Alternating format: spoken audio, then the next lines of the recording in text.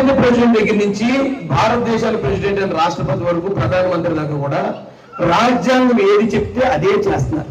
మోడీ గారు ఇప్పుడు ఉన్నారండి, అంతకుముందు మన్మోహన్ సింగ్ ఉన్నారు, అంతకుముందు ఇందిరాగాంధీ గారు, రాజీవ్ గాంధీ గారు, ఇంకో గాంధీ గారు, ఇలా వచ్చే ప్రధానమంత్రులు కమిషనర్లు ఎంతో మంది వస్తారు పోతారు. రాజ్యాంగం నువ్వు ప్రధానమంత్రి కూడా రాజ్యాంగం చెప్పినట్టు ఉన్నావు అంటే ప్రధానమంత్రి కదా రాజ్యాంగం పడుతుంది కదా. రాజ్యాంగం రాసిన ది గ్రేట్ బాబాసాహెబ్ అంబేద్కర్ ఈ భారతదేశం అందరూ రాజు చెప్తున్న అర్థం చేస్తారు, అవునే కదా. ఇప్పుడు చేస్తున్నారు రాజ్యాంగం చెప్పినట్టు చేస్తున్నారు. అప్పుడు రాజ్యాంగం అంటే ఏంటి? రాజు. రాజ్యాంగాన్ని సృష్టించిన బాబాసాహెబ్ అంబేద్కర్ అంటే